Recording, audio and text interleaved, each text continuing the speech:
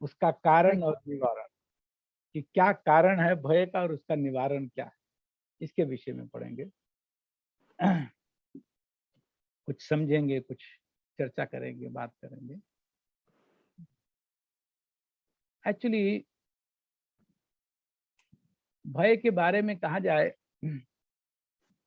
तो इस भौतिक जगत में भय प्राय बना ही रहता है।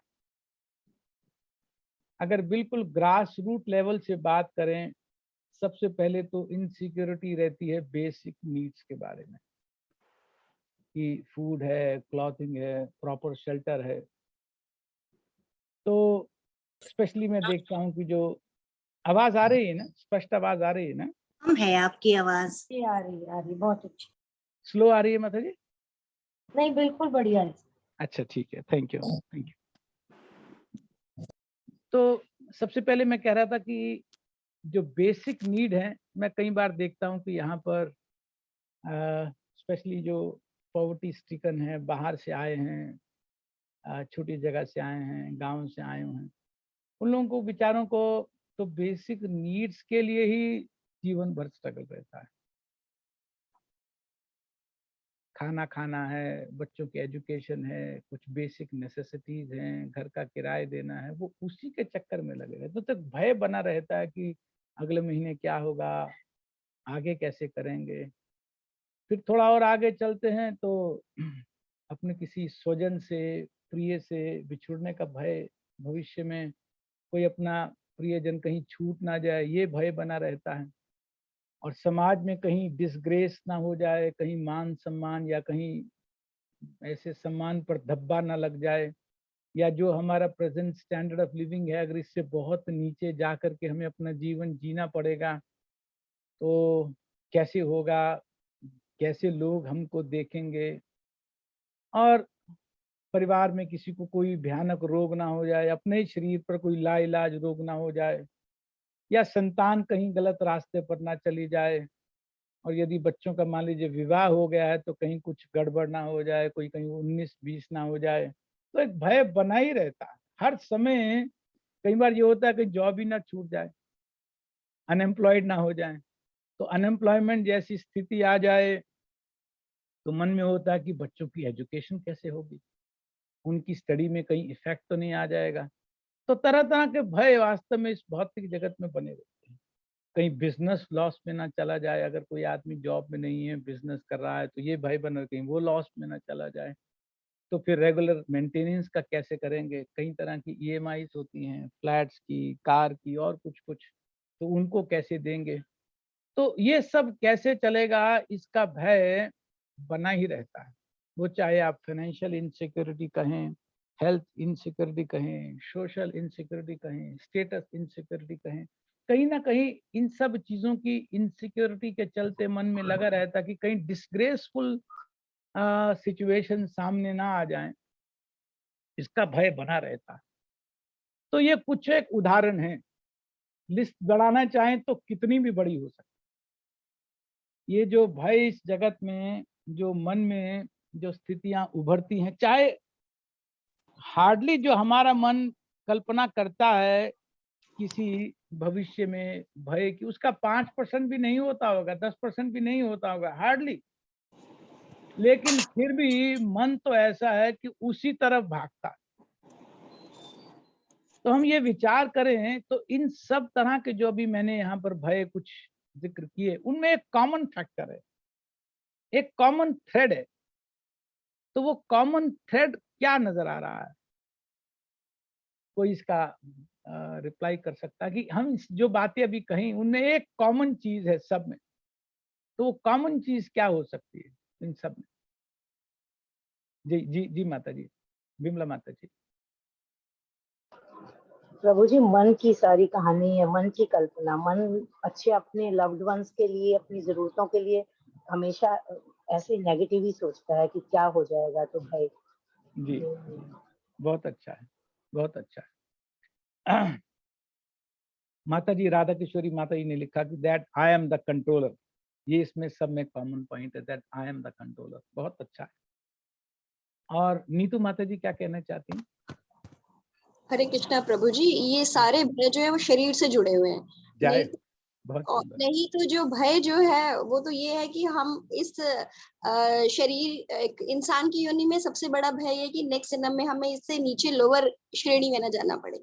बहुत अच्छा है, ये भी एक भय बहुत बड़ा है। भगवत गीता में भगवान ने कहा कि जो भक्ति में आ जाते हैं, स्वल्पस्य धर्मस्य त्रायते महतो भयात्, कि जो भक्ति में आ जाते हैं, ये सबसे बड़ा जो भय है कि मैं कहीं निम्न योनि में, ये भय तो उसका चला जाता। जी। बहुत अच्छा है माता जी, बहुत अच्छा है, धन्यवाद। बिंदु माता जी, आप क्या समझती हैं कि क्या हाँ कॉमन जी, थ्रेड है? प्रभु जी ऐसा लगता है कि जैसे हमें इनसिक्योरिटी बहुत है और ईश्वर पे भरोसा नहीं है। हाँ हम ही हाँ सब कुछ कर लेंगे तो बस या तो छोड़ दें, सरेंडर कर दें तो भय निकल जाए। हाँ, बहुत अच्छा है। आपने तो बहुत सुंदर हल ही निकाल दिया, सारी प्रॉब्लम ही सॉल्व कर नहीं, दिया। हल आप निकालिए, हल तो आप निकालिए। हम नहीं, अपने आपने आप दे को ही दिया बिल्कुल समझते हैं ना, हल। हम ही कर रहे हैं सब कुछ और बिल्कुल ही इनसिक्योरिटी, हर चीज में डाउट, हाँ, नेगेटिव। जी, जी माता जी, जी, बहुत अच्छा है। तो जैसे मैं कह रहा था कि इन सब में कॉमन फैक्टर आपने सबने वही बात कही अलग-अलग ढंग से। तो सब में जो मेन बात है वो हमारी फॉल्स आइडेंटिफिकेशन की है। जैसे राधा किशोरी माता जी ने कहा कि कंट्रोलर हैं, उसी तरह से ये जवाब आया कि वास्तव में परिवार वालों के लिए कहीं न कहीं मन में बात बनी रहती है। तो ये सब बातें जो हम देख रहे हैं कि ये सब की जड़ में क्या बैठा हुआ है, इन सब की जड़ में बैठा हुआ है फॉल्स आइडेंटिफिकेशन, कि अपने आप से, अपने आप का जो शरीर मानने का भाव है, false identification of the self with the body, ये जो अपनी गलत पहचान करना है, इसी गलत पहचान करने के कारण ये सारा का सारा भय की स्थिति पैदा हो रही है। जहां शरीर को मैं मान रहे हैं, तो ये सारी की सारी बातें जो हम बात कर रहे हैं कि चाहे बेसिक नीड्स की हैं, या उसके बाद बच्चों की एजुकेशन की है, कहीं जॉब चला ना जाए, बिजनेस कहीं इधर उधर ना हो जाए, या किसी का परिवार में कोई अहित ना हो जाए, कोई परिवार में रोग ना हो जाए, तो ये सब बात है तो एक्चुअली शरीर के धरातल पर। तो जब इस तरह की पहचान होती है अपनी, जब पहचान अपनी वास्तविक धरातल पर ना हो करके जब शरीर के धरातल पर जब अपनी पहचान होती है, तो ये सबसे बड़ा काम क्या करती है, एकदम जो उपज पैदा करती है वो करती है भय की, एकदम फियर आने लगता है। और जब अपनी पहचान गलत होती है तो स्वाभाविक है कि व्यक्ति में भोग की प्रवृत्ति है। वो शरीर को मैं मान रहा है कि मतलब अपने आप को भोक्ता मान रहा है, अपने आप को कर्ता मान रहा है, अपने आप को नियंत्रक मान रहा है, अपने आप को नियंत्रण में, हर चीज की मेरे नियंत्रण में ये भाव मान रहा है कि मेरे कंट्रोल में है, मैं एंजॉयर हूँ, ये भावना है, इसीलिए वो शरीर को मैं मानता है। तो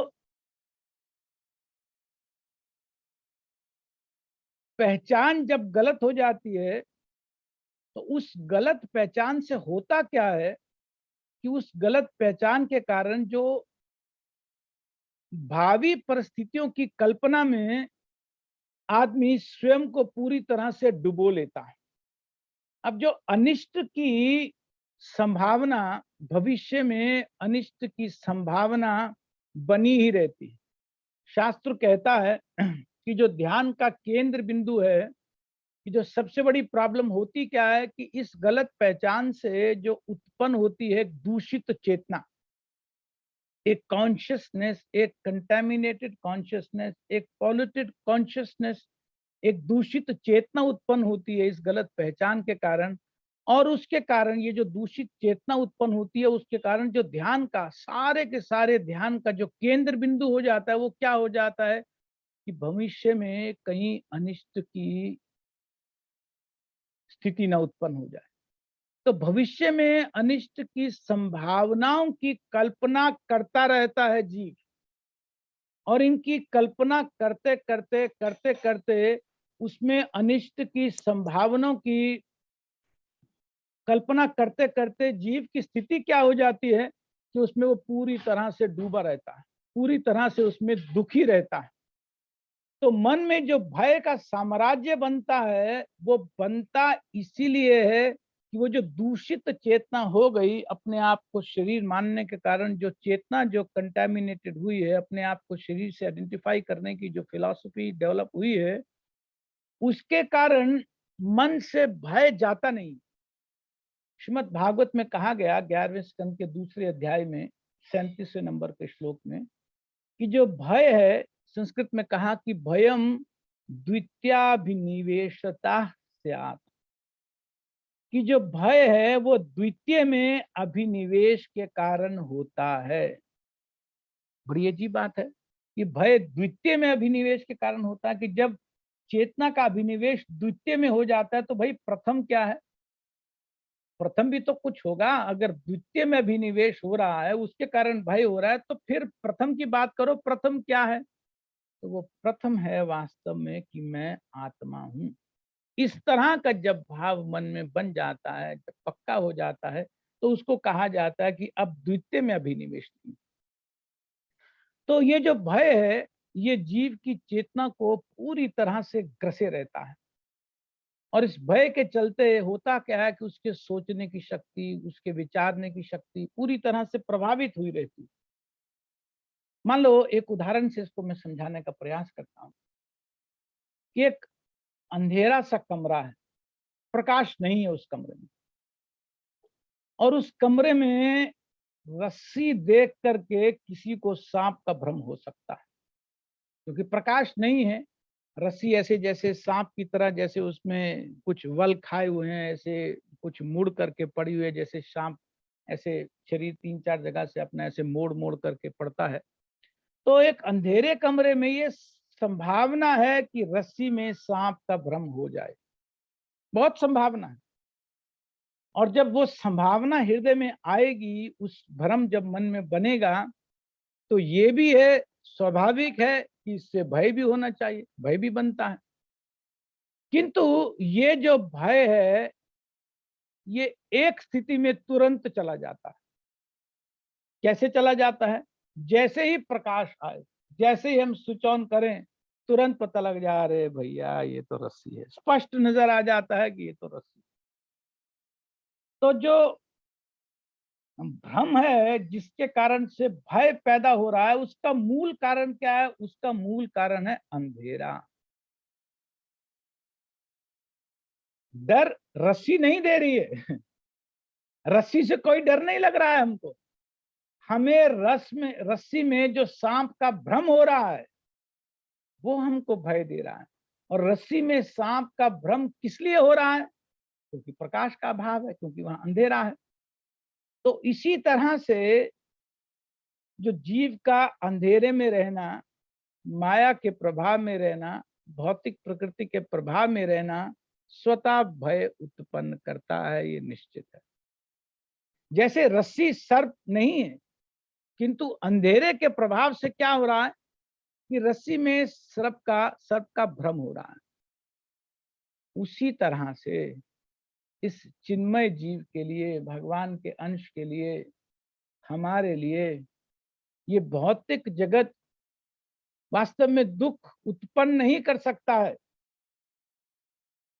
भय उत्पन्न नहीं कर सकता है।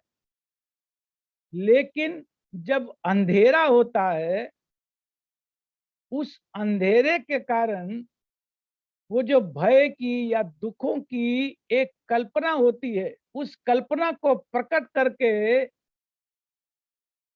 जीव भावी दुख की संभावना करने लगता है, वर्तमान दुख को दुख समझने लगता है, वर्तमान स्थिति को दुख समझने लगता है, या भावी दुखों के कारण कल्पना करके, कोई संभावनाओं की कल्पना करके मन अपने आप स्थितियां उत्पन्न करता रहता है। मन कोई कोई स्थिति उत्पन्न करता है, और उस स्थिति को उत्पन्न करके मन ये एक सिचुएशन क्रिएट कर देता है, जहां पर मन खुद ही खुद से हम खुद अपने से बातचीत में ही अपने आप को भयभीत किए रहते हैं। आप में से किसी के साथ ऐसा होता है कि खुद से बातचीत करते हैं, कोई सिचुएशन क्रिएट करके, कोई भविष्य के बारे में कोई कल्पना करके मन ऐसा विचार करने लगता है, ये हो जाएगा तो क्या होगा, अच्छा ये होगा तो ऐसे मैं अपने आप को ऐसे करूंगा, ये हो जाएगा तो ऐसे करूंगा। ऐसा होता है किसी के साथ? हाँ, शीतल माता जी, ऐसा होता है? यस बहुत बार होता है, बहुत बहुत बार। बार होता है एंड हाँ, बहुत हाँ, स्ट्रगल रहता है सिचुएशन निकलने हाँ, में मुझे। हाँ जी। हाँ। तो इस तरह की जो स्थिति है कि मन ही मन से भविष्य की कल्पना कर करके परमुटेशन, कॉम्बिनेशन, अगर ये हो जाएगा तो क्या होगा, ये हो जाएगा तो मैं ऐसे अपने आप को बचाऊंगी, ये हो जाएगा तो मैं ऐसे अपने आप को बचाऊंगी। इतना अपने आप को मन घेरे रहता है, इतना अपने आप को मन घेरे रहता है। हाँ, ये नीतू माता जी,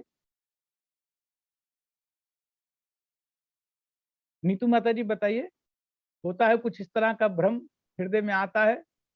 प्रभु जी, ऐसा लगता है कि कोई इससे अछूता ही नहीं है, क्योंकि हमारी हमारा हम जिस सोच से बने हुए हैं ना, से बाहर नहीं आ सकते। कोई भी अछूता मुझे नहीं लगता होगा। हाँ, नहीं ये तो सही है कि ये आसान नहीं है, मतलब, पर अगर आप ध्यान से सोचें कि ये जो स्थिति है, जो अंधेरे की स्थिति है, ये लाइट जलाते ही दूर हो जाएगी कि नहीं हो जाएगी? मान लो अभी कहीं पर अंधेरा है, अंधेरे के कारण ये सब भ्रम हो रहा है, ये सब सिचुएशन हो रहा है कि भविष्य की कल्पना में प्रतिकूल या अनिष्ट की कल्पना हो रही है। तो भविष्य में दुख आएगा कि नहीं आएगा, क्लेश आएगा कि नहीं आएगा, लेकिन मन आज ही दुख और क्लेश को उत्पन्न कर देता है। कल्पना से, बस कल्पना से ही दुख को प्रकट कर देता है, क्लेश को प्रकट कर देता है। कभी आग लगेगी कि नहीं लगेगी, लेकिन मन ने तो आज ही आग लगा दी और 24 घंटे लगाए रखता है, आग ही लगाए रखता है। तो ये जो अंधेरा है, वास्तव में अंधेरे का कोई अस्तित्व होता नहीं। शास्त्र कहता है, और बड़ी कॉमन सेंस की बात भी हमको लगेगी, कि जैसे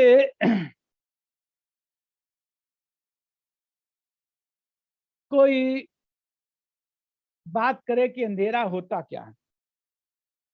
अंधेरे की कोई अपनी इंडिपेंडेंट एग्जिस्टेंस नहीं होती।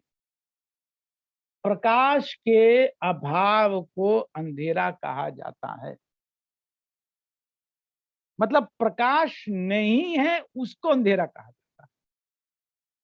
तो अंधेरे की अपनी क्या एग्जिस्टेंस है, अपनी क्या डेफिनेशन है? जैसे प्रकाश की तो अपनी डेफिनेशन है, लेकिन अंधेरा is non existence of light, कि जहां प्रकाश नहीं है वहीं पर अंधेरा है। तो जहां प्रकाश का अभाव है, बस उसको अंधेरा कहा दिया जाता है। तो इसलिए प्रकाश ना होने की स्थिति ही अंधकार है। अंधकार अदरवाइज कुछ नहीं है। कोई किसी चीज का नाम अंधकार नहीं होता है। प्रकाश नहीं होने की स्थिति को ही अंधकार की स्थिति कहा जाता है। यानी कि अगर मान लो कहा जाए कि अंधकार क्या है, तो उत्तर होगा कि प्रकाश के अभाव को अंधकार कहते हैं। इसका मतलब अंधकार निर्भर किस पे करता है? प्रकाश पर निर्भर करता है। अगर प्रकाश है तो अंधेरा नहीं है, लेकिन अगर प्रकाश का अभाव है तो अंधेरा है। अर्थात प्रकाश का अभाव ही भय उत्पन्न कर रहा है, प्रकाश का अभाव ही हमारे जीवन में दुख और क्लेश उत्पन्न कर रहा है। जैसे जब सूर्य अस्त हो जाता है तो क्या होता है? अंधकार छा जाता है, छा जाता है कि नहीं? और जैसे ही सूर्योदय होता है, तो सूर्योदय होने पर जैसे ही प्रकाश आना शुरू होता है, बल्कि प्रकाश आने से भी थोड़ा 15-20 मिनट पहले ही अंधेरा नहीं रहता है, अंधेरा चला जाता है।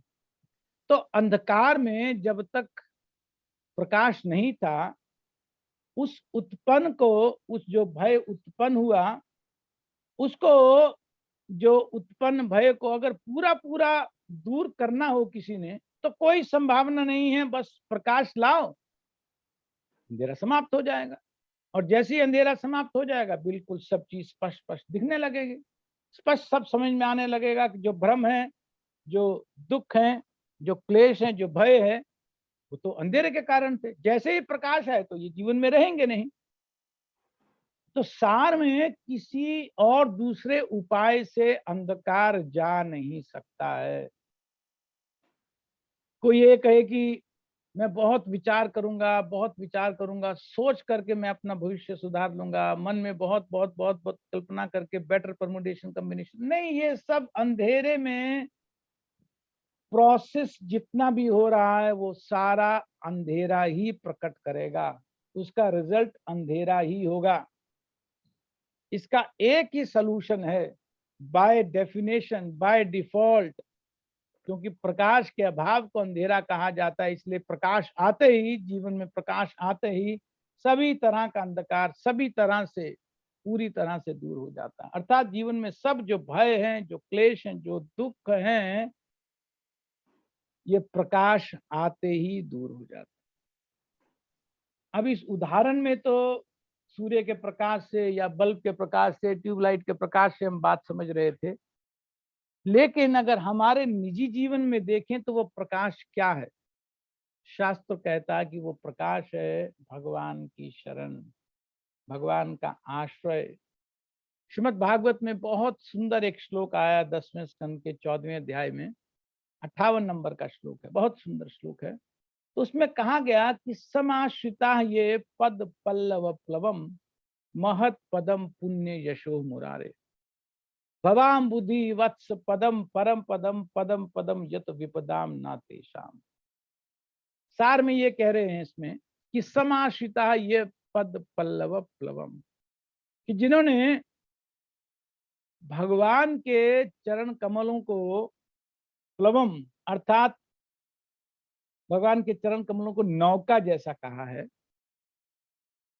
कि भगवान के नौका रूपी चरण कमलों का जिन्होंने आश्रय लिया है, सम्यक आश्रय, पूरी तरह से समाश्रिता, जिन्होंने अच्छे से आश्रय लिया है,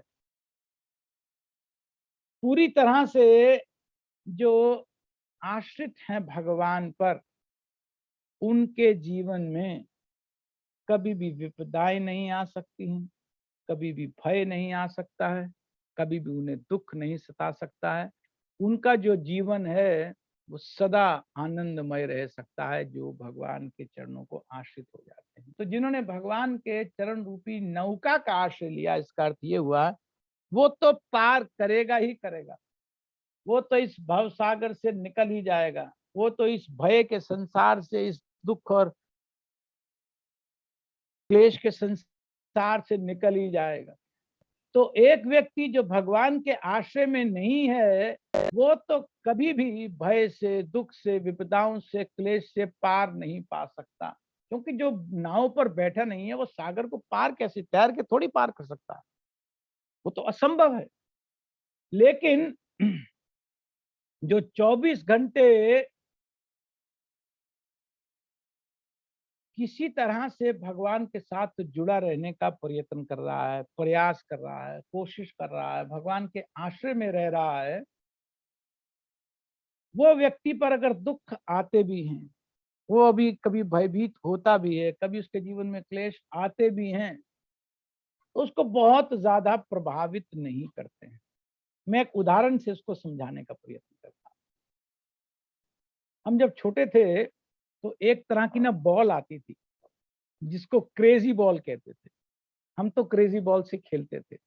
उस बॉल में क्या कि उसकी बाउंसिंग की इलास्टिसिटी इतनी ज्यादा होती है कि एक बार उसे आप जमीन पर फेंक दो, एक बार उसे आप जमीन पर गिरा दो, तो जमीन पर गिराने के बाद वो ऊपर जाएगी, फिर वापस जब नीचे आएगी तो दोबारा से फोर्स ऊपर उसको लेकर के जाती है। तो साइंस की अगर डेफिनेशन में, साइंस के स्वरूप में कहा जाए तो उसकी जो पोटेंशियल एनर्जी है वो काइनेटिक एनर्जी में कन्वर्ट होती जाती है।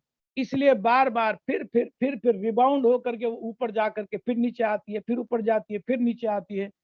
बड़ी मुश्किल से वो रिबाउंड होने का जो सिलसिला होता है वो रुकता है। मतलब एक बार मन ने चक्कर देना शुरू किया, एक बार मन ने घुमाना शुरू किया, भय की कोई स्थिति पैदा की, तो बार बार मन वहीं लेकर के जाता है, बार बार मन वहीं लेकर के जाता है, वहीं लेकर के जाता है, वहीं लेकर के जाता है। और किसी तरह से जो पहली बार मारा था जमीन पर, अगर उसका इफेक्ट थोड़ी देर के बाद जा करके शांत हुआ और दोबारा से अगर बॉल जमीन पे मार दी तो फिर कोई और बात, दोबारा शुरू हो जाता है। कोई और मन में विचार आ जाता है, फिर उसको लेकर के फिर रिबाउंडिंग, फिर ऊपर जा रही है बॉल, नीचे आ रही है, फिर ऊपर जा रही है, नीचे आ रही है। तो उस बॉल को जो बार बार जो मूवमेंट मिल रहा है, जो एक्शन रिएक्शन का बार बार जो प्रभाव मिल रहा है, वो बहुत देर तक चलता रहता है। आपने तो एक ही बार उसको फेंका, बाकी बॉल अपने आप लेकर के जा रही है। बस एक बार मन में थोड़ा सा ये बीज एक प्रभाव आया, थोड़ा सा एक बार मन में ये प्रभाव आया, तो तुरंत अपने आप वो स्वाभाविक रूप से होने लगता है सब। लेकिन अगर मान लीजिए उस बॉल को एक रस्सी से बांध लें, जो क्रेजी बॉल है उसको एक रस्सी से बांध लें, और रस्सी का एक सिरा, एक छोर, एक किनारा अपने हाथ में रखें। अब वो बॉल कितनी ऊंची जाएगी, कितनी देर तक जाएगी, उतनी ही ऊंची जा सकती है जितनी बड़ी आपने रस्सी बांधी है। बहुत ऊंची नहीं जा सकती है। अगर क्रेजी बॉल रस्सी से बांध करके और एक छोर अपने हाथ में पकड़ लें तो कितनी ऊंची जाएगी? यस नीतू माता जी, कितनी ऊंची जाएगी वो बॉल? अगर मान लो एक छोर अपने हाथ में है, उस बस वही बॉल जो पहले बहुत घूम रही थी, ऊपर है बहुत दूर दूर तक बिल्डिंग की टॉप टच कर रही थी, आपने अपने हाथ में अब रस्सी से पकड़ करके उस क्रेजी बॉल को बांध करके एक छोर अपने हाथ में रख लिया, अब वो बॉल कहाँ तक जाएगी? जी जी, जहाँ तक हम चाहेंगे। जहां तक पहुंचाएंगे वहां तक जाएगी। ठीक है, और कोई? प्रभु जी उसका रेडियस फिक्स हो चुका है, वो उस जो डिस्टेंस है उससे ऊपर नहीं जा सकती है। आपने जितनी रस्सी की ढील छोड़ी है, माता जी कह रही हैं, उससे ज्यादा नहीं जा सकती। अच्छा, ये तो एक बहुत अच्छी आपने बात कही। अब अगर मान लो आप तुरंत उस बॉल को रोकना चाहो, अपने हाथ में लेना चाहो, क्या ले सकते हैं? उस बॉल को जिसका रेडियस फिक्स कर दिया, आप अपने हाथ पर तुरंत लाना चाहते हो, उसको वापस लाना चाहते हो, एकदम वापस लाना चाहते हो, तो आ सकती है कि नहीं आ सकती? आ सकती है, मुझे आ सकती है। आ सकती है। जो बॉल ऊपर नीचे पहले बहुत घूम रही थी, आपने बस उसका एक एक्शन किया कि आपने उसका एक सिरा अपने हाथ से बांध लिया। अब चाहे वो वही क्रेजी बॉल है, आप उतने ही फोर्स से जमीन पर डाल रहे हैं, लेकिन उससे ज्यादा उछल नहीं सकती है जितनी आपने रस्सी उसके साथ बांधी है। और जब चाहो, जिस समय चाहो, जिस स्थिति में चाहो, डाल दी, उसी स्थिति में, जिस स्थिति में आप चाहो उसी स्थिति में उस बॉल को आप पकड़ करके और वापस ला सकते हो। इज इट राइट और रॉन्ग? राइट। जब चाहे हम ला सकते हैं, है ना? तो अब इसको थोड़ा अप्लाई करके देखते हैं। जो हमने यहाँ पर अभी उदाहरण स्थापित किया था, एक उदाहरण समझने की कोशिश की थी कि भगवान का जिसने आश्रय ले लिया है, ऐसा नहीं है कि उसके जीवन में दुख नहीं आएंगे, दुख तो आ सकते हैं, कष्ट उसके जीवन में आ सकते हैं, लेकिन जिसने अपने जीवन की बागडोर भगवान के चरण से बांध ली है, जैसे उस बॉल के एक छोर को अपने हाथ से बांध करके रख लिया था, उसी तरह से जिसने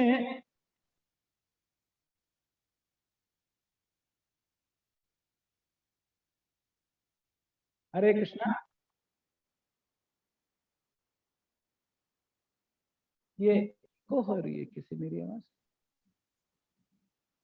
हरे कृष्णा प्रभु जी, वो 2 डिवाइसेस से लॉगिन हुआ है आपके नाम से। अच्छा, निधि आपको दूर जाना पड़ेगा। हाँ, तो मैं ये कह रहा था कि जैसे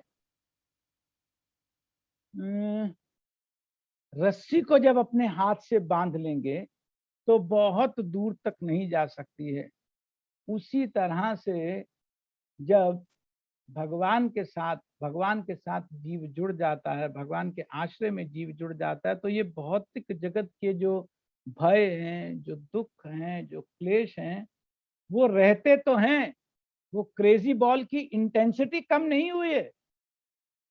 जो हमारे प्रारब्ध मान लीजिए अगर हमको मिलने हैं वो कम नहीं हुए, वो तो रहेंगे, लेकिन एक छोर भगवान के चरणों के साथ बंधा हुआ है।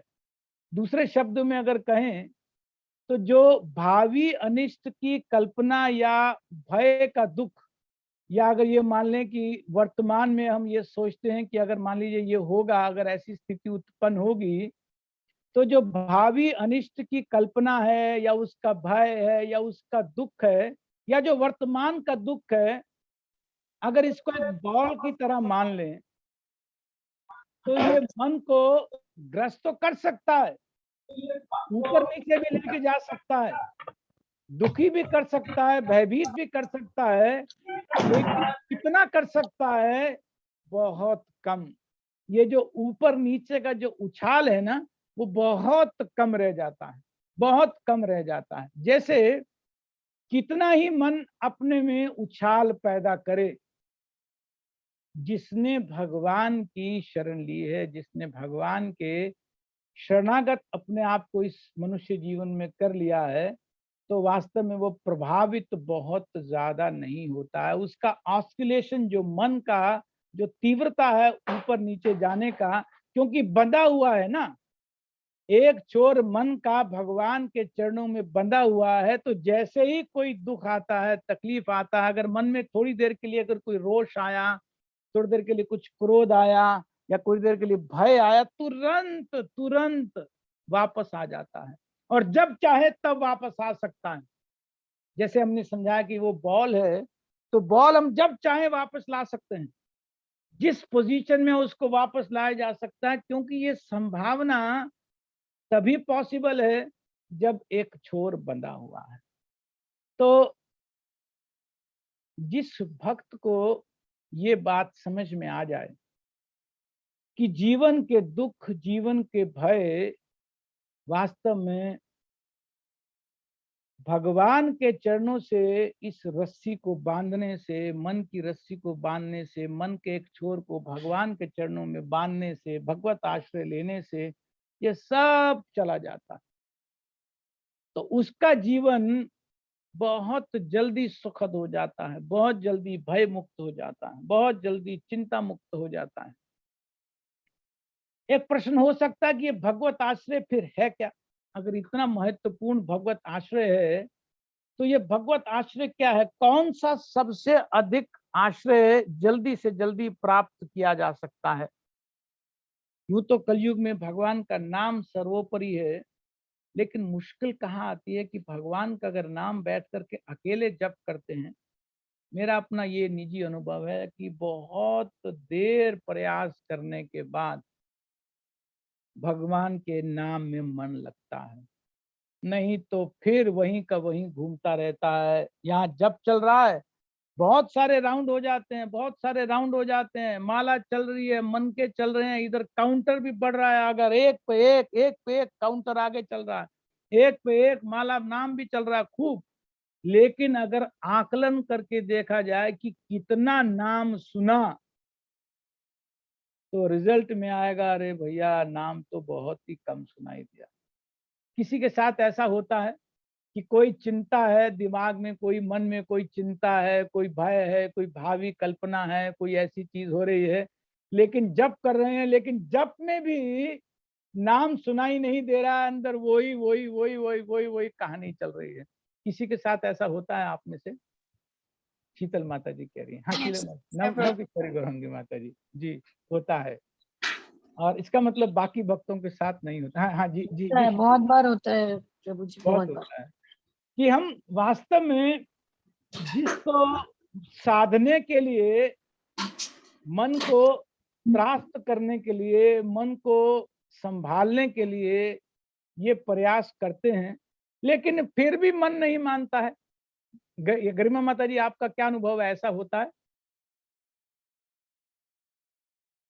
हाँ जी प्रभु जी, काफ़ी बार ऐसा होता है जब तक मतलब वो ना फिर बोलना पड़ता है भगवान को कि इससे हटाओ ध्यान तो यहाँ लगे, नहीं तो होता है ऐसा बहुत बार होता है जी। कि फटाफट उस दिन फिर माला खत्म हो जाती है पर बुरा लगता है कि ध्यान नहीं दिया, बहुत बार लगता है ऐसे। मन के आगे आगे जा रहे हैं, काउंटर पे काउंटर बढ़ रहे हैं, पता लगा नाम तो ज्यादा सुना ही नहीं दिया। सुना ही नहीं, बिल्कुल, हाँ बिल्कुल।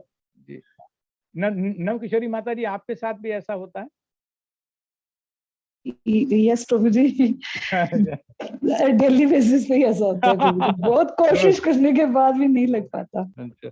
मान लो कोई भी अगर मन में कोई दुख की संभावना है, कोई ऐसे अनिष्ट की संभावना है और मन लगता है अगर ऐसा ना हो जाए, ऐसा ना हो जाए, तो ऐसा खिंचाव बनता है, उसका ऐसा खिंचाव बनता है कि खिंचा ही रहता है।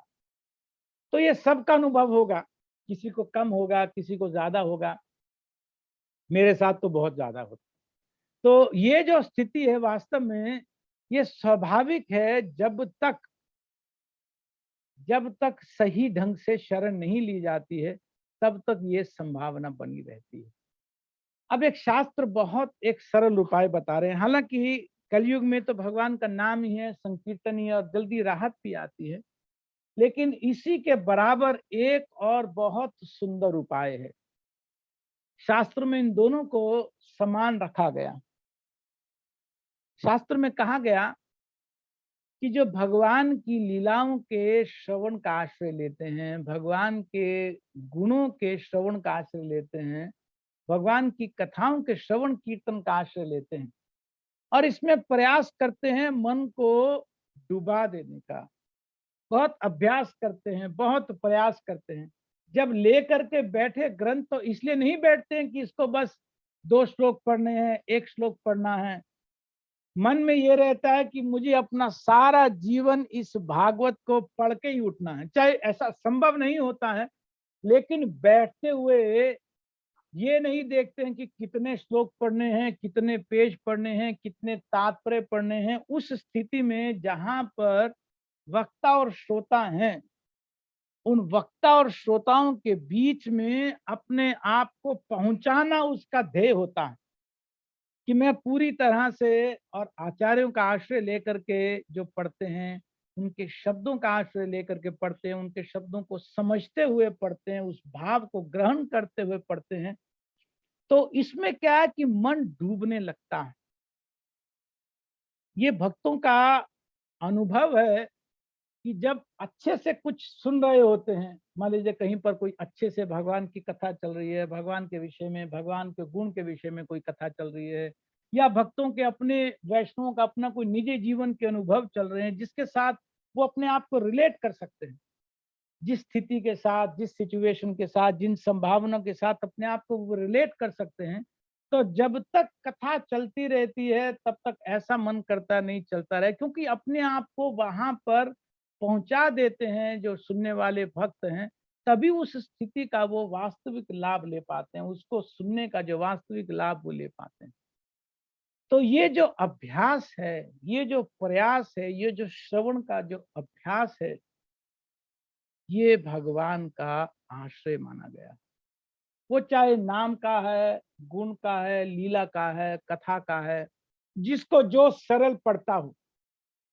सबसे पहले तो नविदा भक्ति में सबसे सरल, सबसे स्वाभाविक जो अंग है वो है श्रवण, और उस श्रवण में भी नाम रूप गुण लीला जिसको जो सबसे अधिक सरल लगे। हो सकता है कि किन्हीं भक्त को नाम में इतनी स्थिति हो जाए कि जब नाम सुनते हैं तो तुरंत उनका मन बन जाता है, तो वो उनके लिए आश्रय सरल है, तो उसको कर सकते हैं। जिनको नाम में नहीं लगता है लेकिन श्रवण में मन लगता है, वो श्रवण के माध्यम से, मान लीजिए भगवान की लीला कथा है, भक्तों की, वैष्णव की, उनको लगता नहीं जब मैं पढ़ती हूँ, जब मैं सुनती हूँ, या जब मैं सुनता हूँ तो मेरा मन बहुत अच्छे से उसमें जाता है, तो वो अभ्यास उसी का बनाए, उसी का प्रयास करे। तो ऐसा करने से क्या होता है कि मन में एक अभयता का वातावरण छाने लगता है। वो जो अंधकार है जिसके कारण से वो बॉल बार बार उछल रही थी, बार बार ऊपर नीचे हो रही थी, मन जो बार बार उछल रहा था, जो भावी विकट परिस्थितियों की मन में कल्पना हो रही थी, जो भविष्य में दुख की कल्पना हो रही थी, वो भगवान के विषय में सुनने से और उसमें डूबने से, रम जाने से उन सब का प्रभाव, वो सब तरह के दुखों का, भयों का, क्लेशों का जो प्रभाव है वो शिथिल पड़ने लगता है। चाहे कितने ही दुखमय स्थिति हो, लेकिन मन तुरंत कंट्रोल में आ जाता है। जैसे एक छोर जब हाथ में पकड़ा है, कितनी इंटेंसिटी से बॉल, वो जो बॉल जिसको मैं क्रेजी बॉल बोल रहा था, कितनी इंटेंसिटी से ऊपर नीचे जाने वाली शक्ति उसमें हो, लेकिन एक छोर अगर इधर है हाथ में पकड़ा हुआ, तो तुरंत बॉल को हाथ में लिया जा सकता, कितनी इंटेंसिटी हो बॉल, तो मन तुरंत कंट्रोल होने लगता है। तो जैसे मन कंट्रोल होता है, उसी तरह से जैसे ही मन वो कंट्रोल होता है, तो उसका प्रभाव क्या होता है कि मन में भगवान के प्रति, भगवान का समर्पण, भगवान के प्रति या भगवान का स्मरण या भगवान की स्मृति, भगवान के प्रति जो समर्पण है वो स्वाभाविक और अधिक गाढ़ा होने लगता है।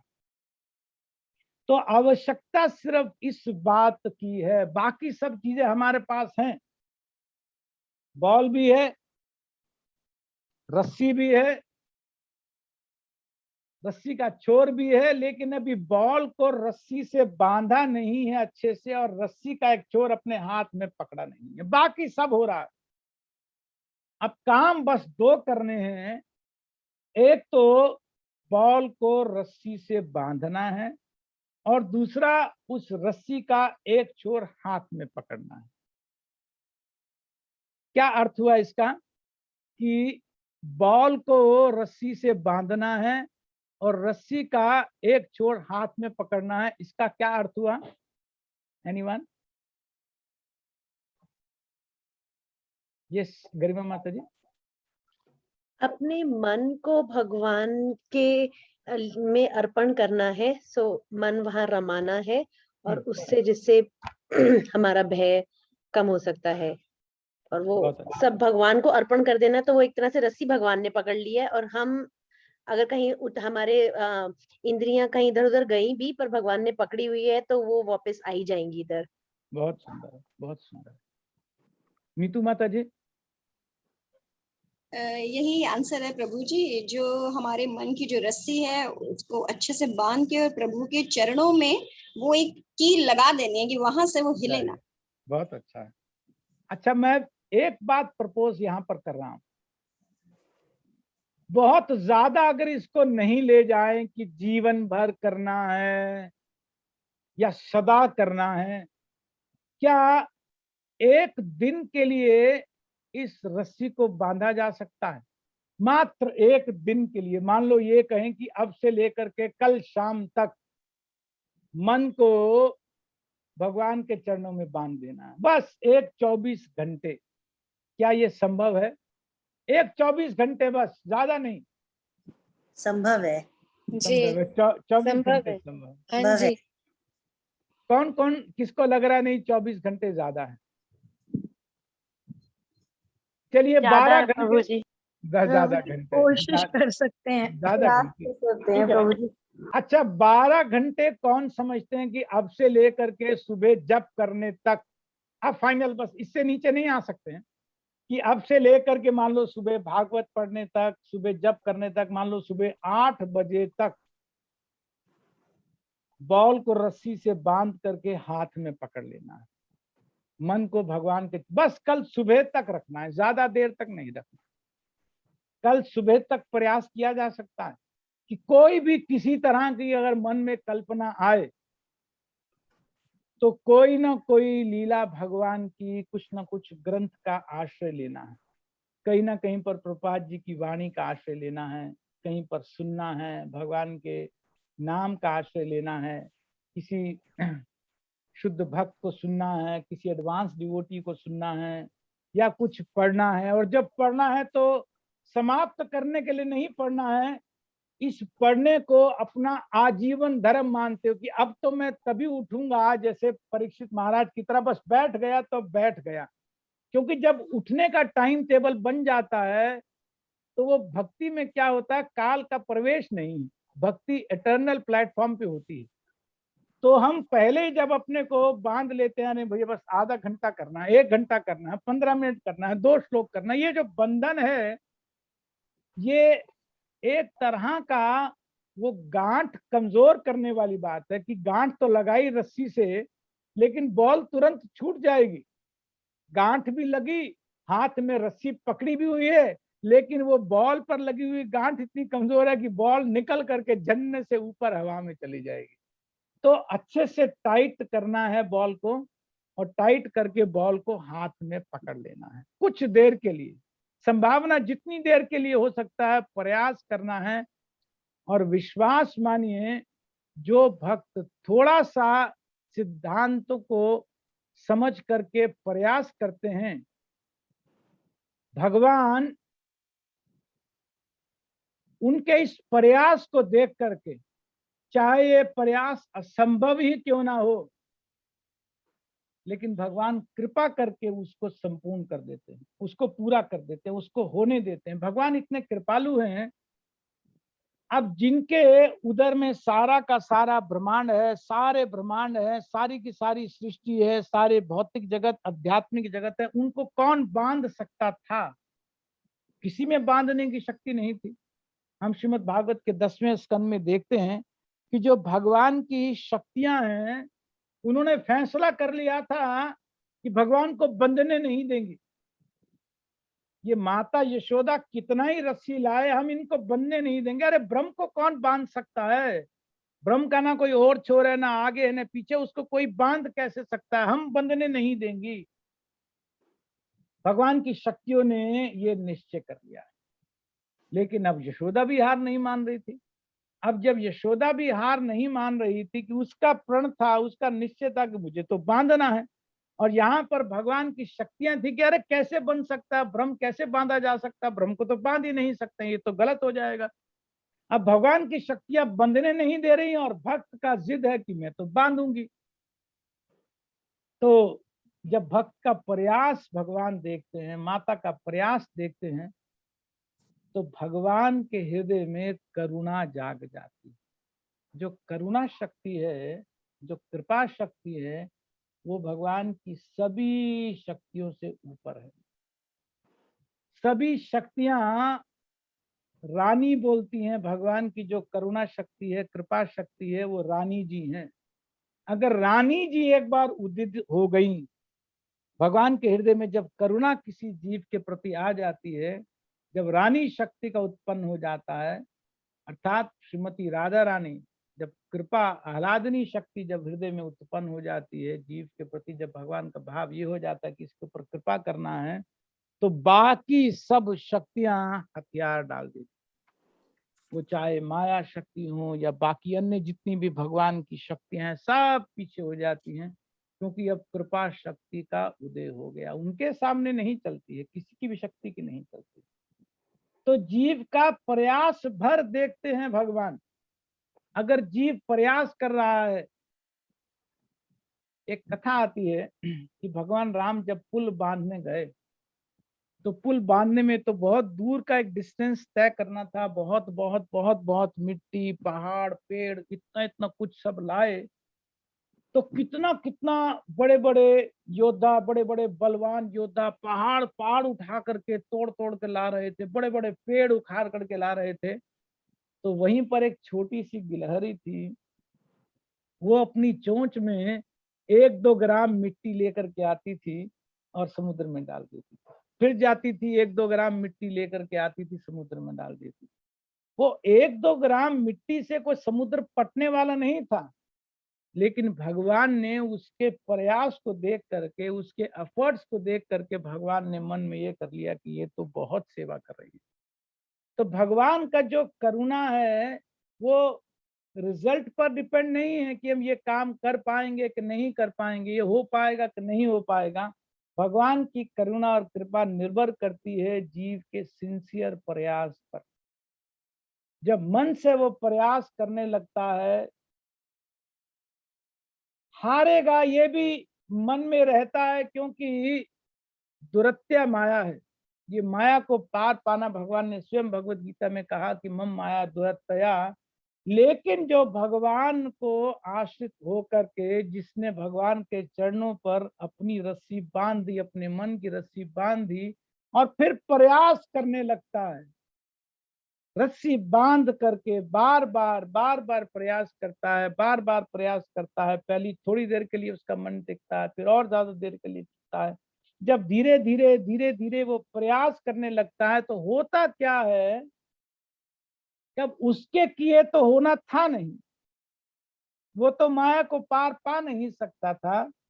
लेकिन जब भगवान की करुणा शक्ति जागृत हो जाती है, जब भगवान की कृपा शक्ति जागृत हो जाती है, तो भगवान का एक नाम है अभय चरणार विंद। कि भगवान के जो चरण हैं, जो भगवान के चरण कमल हैं, चरण अरविंद हैं, अरविंद माने कमल और चरण माने चरण, वो अभय प्रदान करने वाले हैं। वो पूरी तरह से भय को दूर करने वाले हैं। जिसने अभय चरणार विंद का आश्रय ले करके और प्रयास करना प्रारंभ कर दिया, अपने जीवन में अभ्यास करना प्रारंभ कर दिया, फिर स्थितियों से उसको डर इसीलिए नहीं लगता है कि स्थिति तो वो कुछ कर ही नहीं सकता। वो स्थिति को कंट्रोल करने के लिए नहीं करता है कि मैं स्थिति में संभाल लूंगा, मेरा मन रुक जाएगा, नहीं, वो इस तो कॉन्फिडेंस में कभी होता ही नहीं है। उसको तो बस इतना होता है कि मेरा कहीं पर ये जो बंधन है ये कहीं कमजोर ना पड़ जाए, ये जो भगवान के चरणों से जो आश्रय मैंने लिया वो कहीं कमजोर ना पड़ जाए। बस वो तो इसी फेर में रहता है।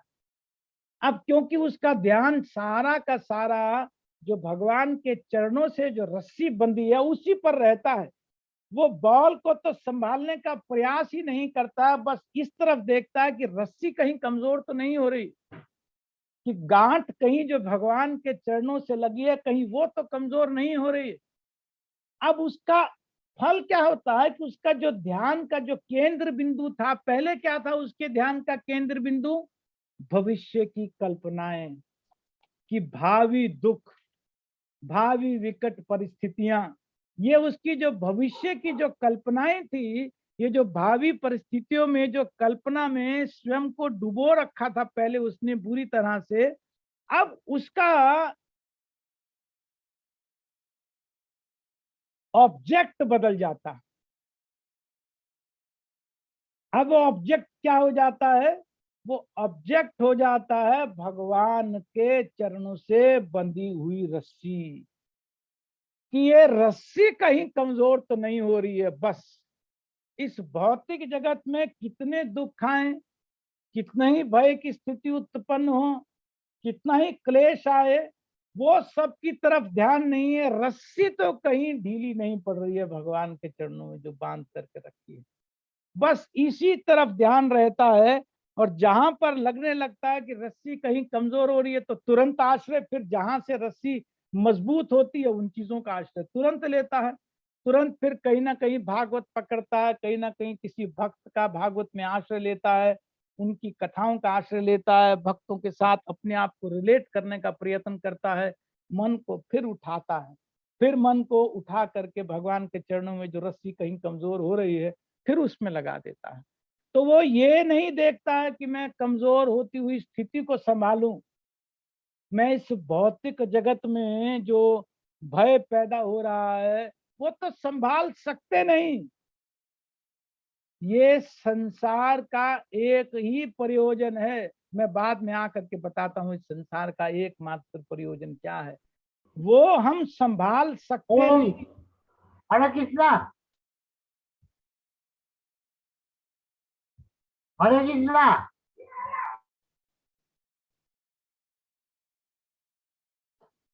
म्यूट पे कर लीजिए, कोई बीच में अनम्यूटेड। तो मैं कह रहा था कि कोई कितना ही प्रयास करे इस भौतिक जगत के समीकरणों को सुधारने का, तो वो गलत दिशा पर अपनी आंखों को बांध करके रखा है। आंखें लगानी है भगवान के चरणों से बंधी हुई रस्सी पर, बस यही औषधि है। यही कारगर औषधि है। बस पूरा का पूरा ध्यान ये लगाना है कि एक छोर जो भगवान के चरणों के साथ बंधा है, दूसरा छोर मन कहीं जाए कोई बात नहीं है, ले जाए जहां मर्जी, लेकिन ये छोर कहीं ढीला नहीं पड़ना चाहिए। नहीं तो देवी ऐसा गुणमयी, अरे इसको थोड़ी हम रोक पाएंगे। अगर छोर के दूसरी दिशा पर देखेंगे, अगर बॉल से बंधी हुई रस्सी को देख, उस तरफ देखना नहीं है, उछले जितना मर्जी उछले, लेकिन हम जानते हैं कि अगर ठीक से बंधा हुआ है और एक छोर हाथ में है तो जब चाहे इस क्रेजी बॉल को पकड़ करके स्थिर कर सकते हैं, जब चाहे तब स्थिर किया जा सकता है। क्यों? क्योंकि यही तो रस्सी का कमाल है, यही तो प्रपद्यंत का अर्थ है, यही तो आश्रय का अर्थ है, यही तो रस्सी भगवान के चरणों से बांध करके रखने का अर्थ होता है। तो इस भौतिक जगत की जो तुलना है वो वास्तव में किसी भी तरह से हम देखें, ये हमारा मन विकट परिस्थितियों में ले जाने के लिए ही बनाया गया, और इसको निकाल करके बाहर लाने का भय की कितनी ही विकट परिस्थितियां हैं, दुख की क्लेश की कितनी ही विकट परिस्थितियां हैं, ये रुकेगा तभी जब एक छोर बंधेगा भगवान के साथ। और वो बहुत आसानी से बन सकता है अगर संभावना कभी ये बन जाए कि भगवान के शुद्ध भक्तों में से किसी के साथ मन रम जाए, किसी के चरणों में मन रम जाए। कुछ ना कुछ ऐसे भक्त भगवान के जरूर श्रीमद् भागवत में या दाएं बाएं ग्रंथों में या कथा में मिलेंगे, जिनके साथ हम अपने आप को रिलेट कर सकते हैं। यदि नहीं अभी तक किसी के साथ रिलेट किया तो 2-4 भक्तों के साथ रिलेट कर लेना चाहिए, क्योंकि वो भक्त बहुत शक्ति देते हैं। ये निगाहें भगवान के चरणों में टिकी रहें, इसके लिए उस रस्सी जो भगवान के चरणों से बंधी है उसी को दिखाते रहते हैं वो भक्त, बार बार प्रेरणा दे करके वो प्रयास कराते रहते हैं, प्रोत्साहन देते रहते हैं, उनके चरित्र प्रोत्साहन देते रहते हैं, उनके वाक्य, उनके कहे हुए शब्द प्रोत्साहित करते रहते हैं कि इसको संभाल करके रखना है, इस बंधन को संभाल करके रखना है। देखिए, जहां तक इस भौतिक जगत की बात है, इस भौतिक जगत का प्रवाह तो ऐसा कहते हैं शास्त्र, जैसे प्याऊ होता है ना, प्याऊ पर लोग मिलते हैं, कुछ देर बैठते हैं, फिर चले जाते हैं। या एक होटल में कुछ लोग मिले, कुछ ट्रेवलर्स आए, रात में मिले और फिर चले गए। नदी के प्रवाह में कई बार कुछ तिनके आपस में मिल जाते हैं, फिर नदी के प्रवाह से ही अलग हो जाते हैं। तो भौतिक जगह का प्रवाह ऐसा ही चलता रहता है। लेकिन जिसको ये सार समझ में आ जाता है कि वास्तव में इस भौतिक जगत का प्रयोजन क्या है, इस भौतिक जगत का प्रयोजन यही है कि कितनी ही विषम परिस्थितियां हैं, अगर भगवान के चरणों में मन भक्त लगाए रखता है तो जिस प्रयोजन से इस भौतिक जगत का क्रिएशन किया गया, अर्थात जीव को भगवत धाम वापस ले जाने के लिए क्रिएशन हुआ है, अगर जब भक्त मन के गुंजलों में अपने आप को उलझाया नहीं रखता है, ये जो मन के गुंजल है ना, जो मन के बहुत बांधे हुए इधर उधर यहाँ भी वहां भी बहुत बहुत तरह के भय के साथ दाएं बाएं बहुत बहुत स्थितियों के साथ जो मन बांधा है, अगर मन के गुंजल से अपने आप को उलझाए रखने की बजाय जब परिस्थितियों में भगवान की प्रेरणा, भगवान की तरफ ध्यान रहता है, तो बहुत जल्दी ये जो अभय चरण बिंद है, इनका सौरभ नाक में आने लगता है। सौरभ का मतलब सुगंधी, कि भगवान के जो चरण कमल की जो सुगंध है, उसका जो सौरभ है, क्योंकि बांधते हुए तुरंत सदा वही ध्यान लगाए रखता है, उनके चरणों की तरफ, इस गांठ की तरफ ध्यान लगाए रखता है, तो वो किसी भी स्थिति में भगवान की इच्छा को ही देखता है। दुखद परिस्थिति आ जाए तो दुख की तरफ नहीं देखता है, वो भगवान के चरण की तरफ देखता है कि अब भगवान मुझे यहाँ सिखाना क्या चाहते हैं, यहाँ लेसन क्या है मेरे लिए, मैं किस तरह से इस स्थिति में और प्रोग्रेस कर सकता हूं। जब ये बात समझ में आने लगती है कि भगवान अपने भक्तों को दुख इसीलिए देते हैं ताकि वो भगवान की उस स्थिति में शिक्षा को प्राप्त करके, जब भगवान वहां सिखाना चाहते हैं, उस सीख को ले करके, उस लेसन को, उस टीचिंग को ले करके और अपना भक्तिमय जीवन आगे प्रगत करें। जब ये बात मन में आ जाती है कि भगवान कभी भी भक्त को दुखी नहीं देख सकते हैं, लेकिन यदा कदा जब भक्तों पर दुख आते हैं तो भगवान इसीलिए उस दुख को भगवान भक्त की तरफ भेजते हैं ताकि भक्त उसमें से मैसेज निकाल ले कि मेरे लिए यहाँ मैसेज क्या है। बजाय वो अपने आप को मन के गुंजलों में उलझाए रखता है, उसकी बजाय भगवान के चरणों की तरफ देखता है और ये सोचता है, विचार करता है कि यहाँ मेरे लिए मैसेज क्या है, कि मेरे प्यारे ने मेरे लिए मैसेज क्या भेजा है। नहीं तो मैं एक प्रश्न यहां सबसे करता हूं,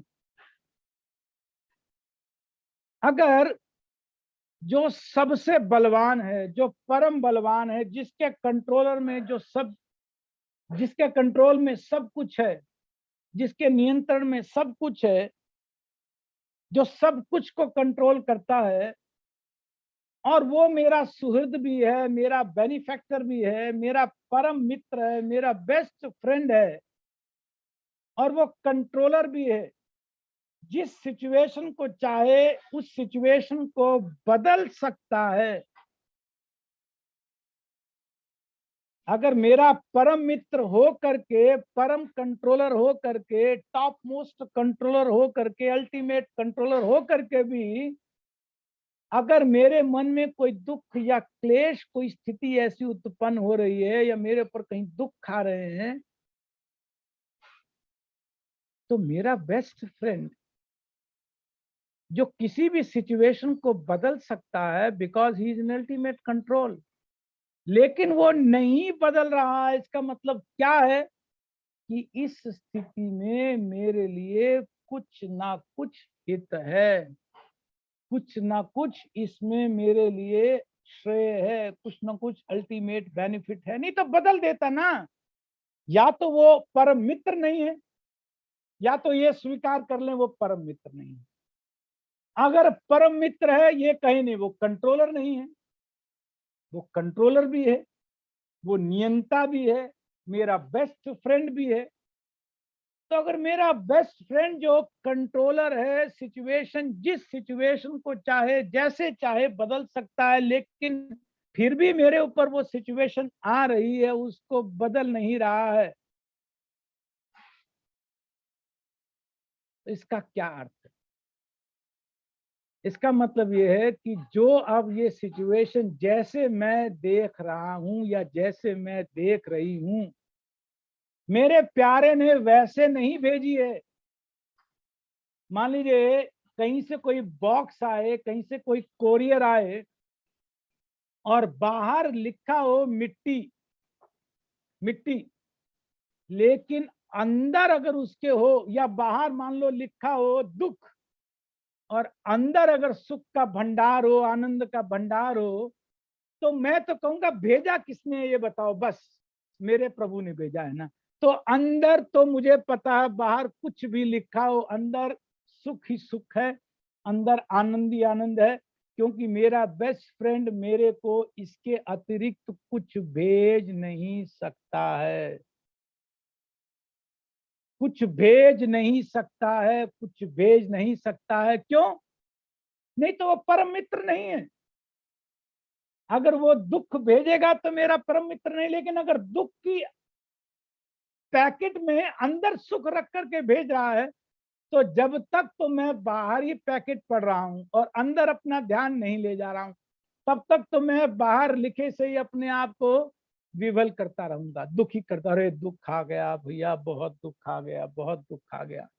लेकिन भाई भेजा है कोरियर, खोलो उसको, उसमें क्या मैसेज है ये निकालना चाहिए, उसको खोलना चाहिए। और खोलेंगे तो निश्चित अंदर से जो परम करुणावान है, जो मेरा पर परम कृपालु करने वाला है, वो वास्तव में कृपा के अतिरिक्त कुछ भेज नहीं सकता है।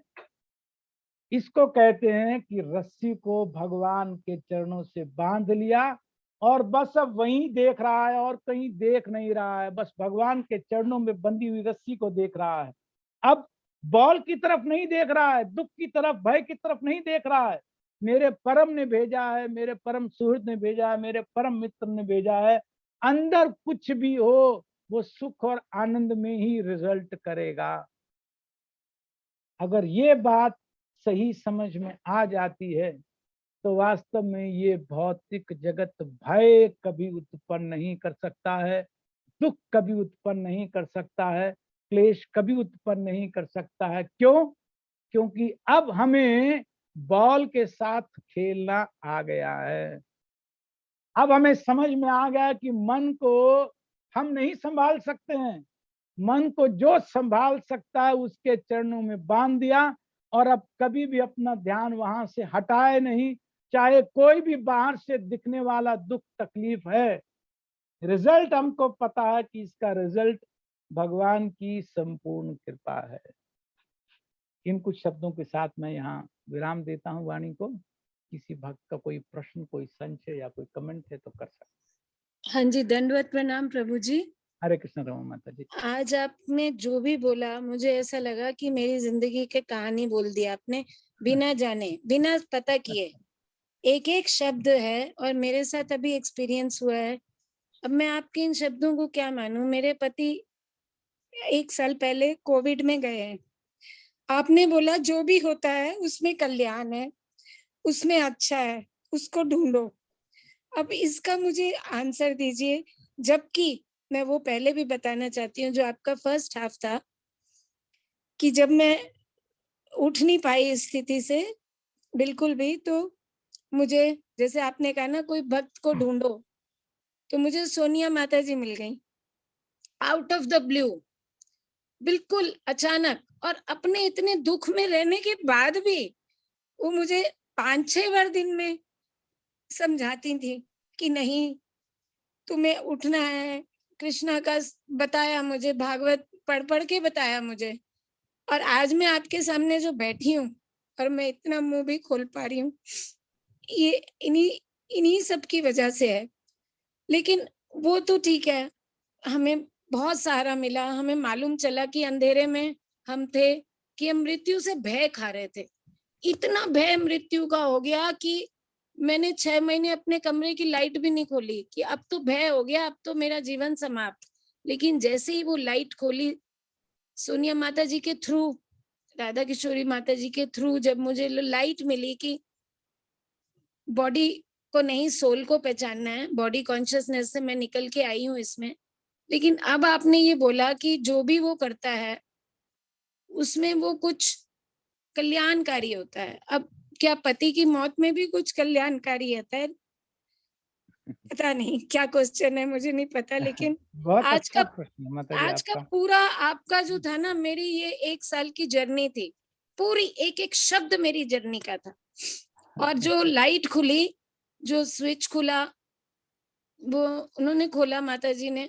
आप देखिए वो खुद भी कितनी दुख में थी, लेकिन उन्होंने मुझे नहीं छोड़ा। रात के 12 बजे तक मेरी लाइट खोलती रही बार बार। और मैं कहती रही नहीं, मैं नहीं उठ सकती। उन्होंने कहा आप उठोगे।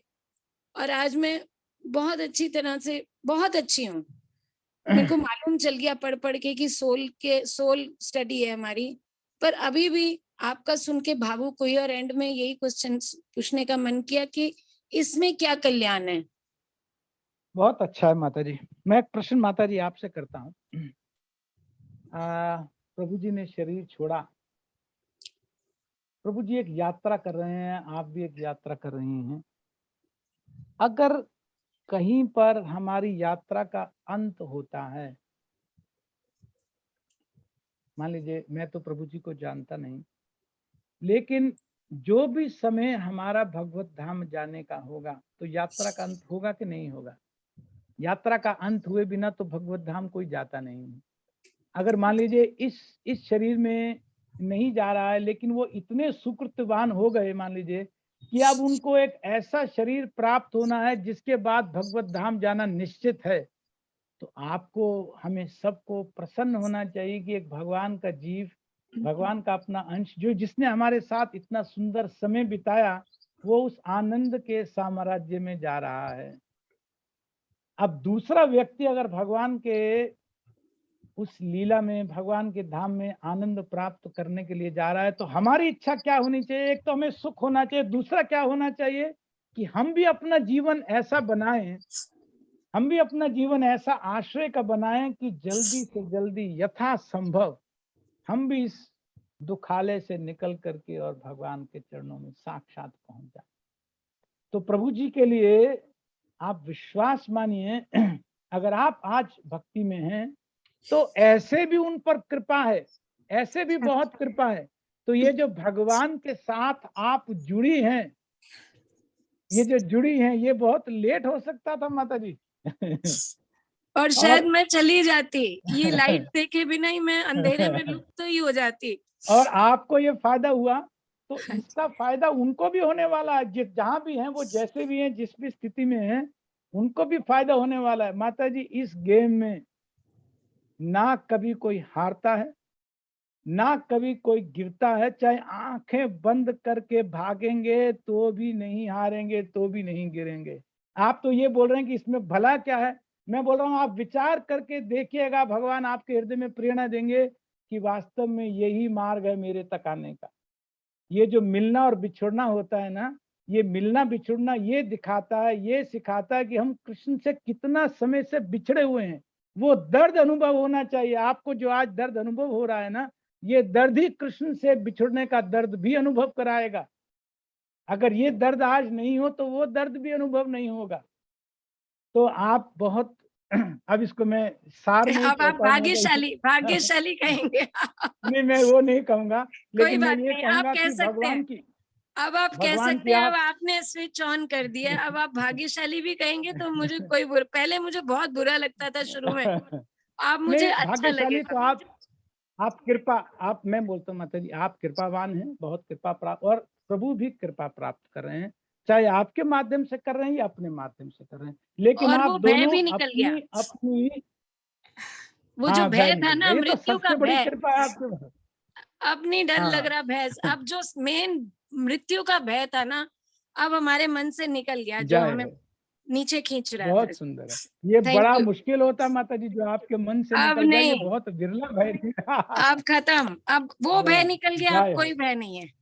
Thank you. अब भागो माता जी, अब तो आप भागो जोर जोर से, अब तो भय खत्म हो गया, तो अब दौड़ो, अब जी दौड़ो भगवान की तरफ, जी, जितना अधिक से दंडवत अधिक है प्रणाम, भगवान की तरफ। बहुत अच्छा, करिए माता जी। दंडवत प्रणाम प्रभु क्षितिज जी। प्रभु, हरे कृष्ण माता जी। क्षितिज प्रभु, हाँ जी, हरे कृष्ण प्रभु जी। हरे कृष्ण प्रभु, दंडवत प्रणाम प्रभु जी। प्रभु जी, मेरा प्रश्न था कि जैसे प्रभु जी, फैमिली लाइफ में कई काम होते हैं, तो जैसे होता है कि कोई काम नहीं हो रहा तो फिर हम सोचते हैं कि ये काम तो नहीं हो रहा, और फिर प्रभु जी मतलब कई बार एस्केपिज्म के रूप में हम कहते हैं कि चलो मंदिर चले जाते हैं, लेक्चर सुन लेंगे, या और कहीं चले जाते हैं, धाम यात्रा कराते हैं। तो प्रभु जी, इस तरीके का एस्केपिज्म सही है या गलत है? मतलब एस्केप तो प्रभु जी कई तरीके के हैं, जैसे कुछ लोग ड्रिंक करते हैं या और भी कुछ कर सकते हैं।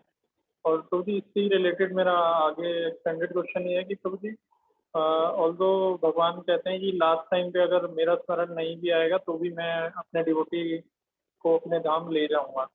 लेकिन प्रभु जी, फैमिली लाइफ में काम इतने सारे हैं, तो कई बार लगता है कि अगर कोई काम नहीं किया और वो लास्ट मोमेंट पे घूमने लगेगा। जैसे प्रभु जी, जो मेरे घर में ओल्ड एज में हैं ग्रैंड पेरेंट्स, तो मैं जब उनका लास्ट टाइम देखा था तो उनको जो उनके काम अधूरे रह गए थे, तो उनको वो लास्ट मोमेंट पे रहता था, वो रिपीट करते थे दिन में कि वो रह गया, उसका क्या होगा, उसका क्या होगा। तो फिर दोबारा से प्रभु जी, फिर वो उसी काम के लिए फिर पुनर्जन्म नहीं हो जाएगा, या वो उसमें सरेंडर कर दें बस? जी प्रभु, आपके पहले प्रश्न का उत्तर तो ये है कि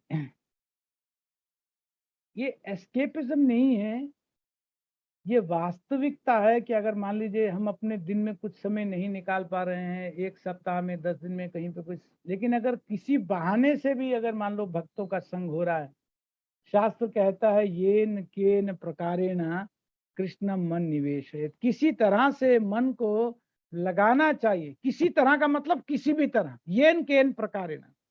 तो अगर मान लीजिए आप समझते हैं कि जबरदस्ती भी अगर या सिचुएशन किसी तरह से संभल नहीं रही है तो चलो और कहीं नहीं जाते, धाम चले जाते हैं, कहीं श्रवण में चले जाते हैं, कहीं प्रोग्राम में चले जाते हैं, तो इसी से ही बहुत अंतर पड़ने लगेगा, बहुत अंतर पड़ने लगेगा।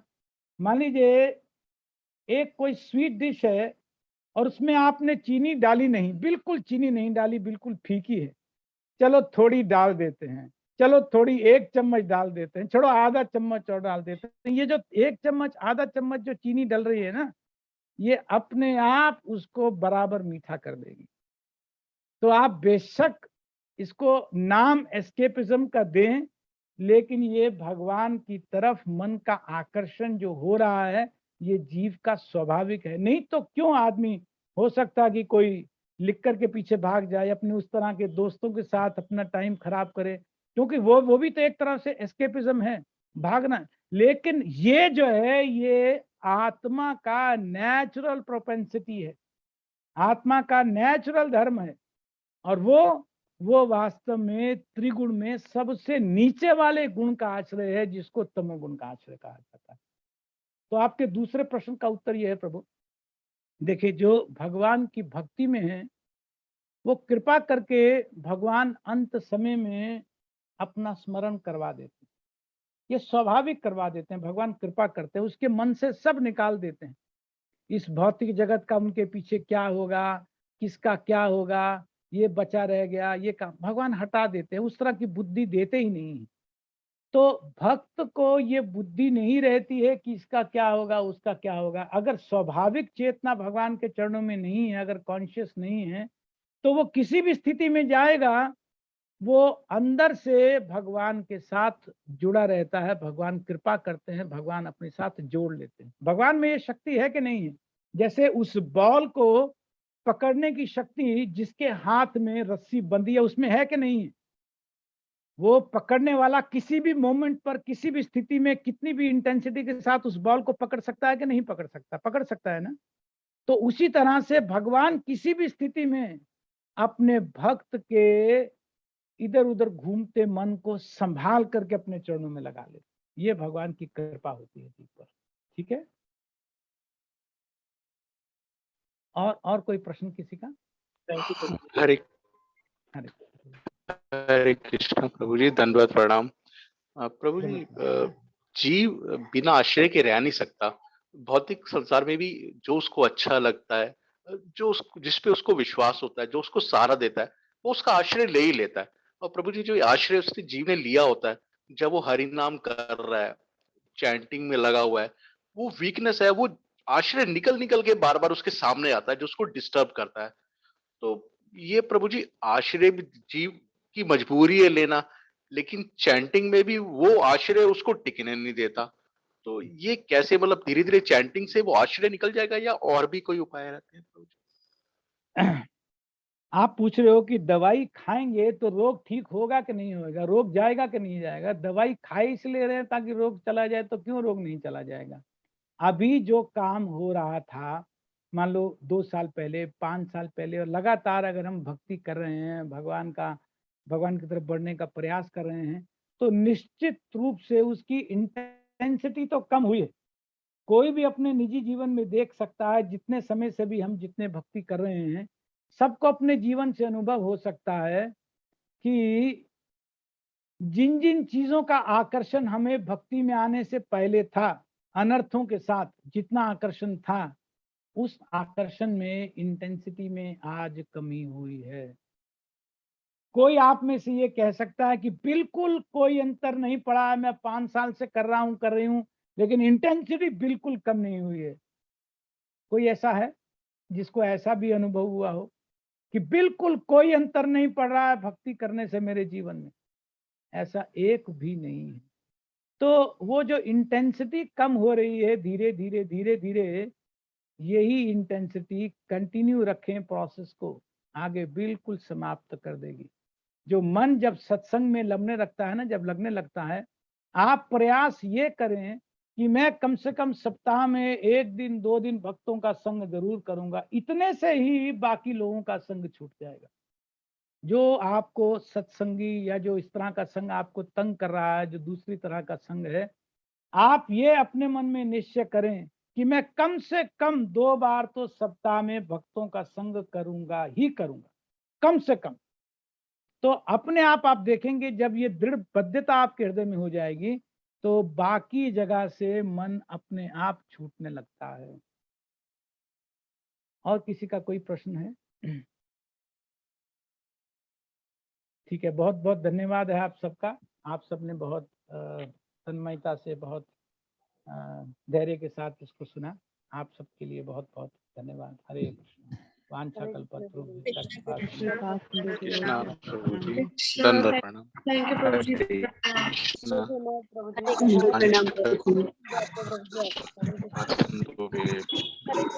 पतितानां पावनेभ्यो वैष्णवेभ्यो नमः। हरे कृष्णा हरे प्रभु। कृष्णा प्रभु।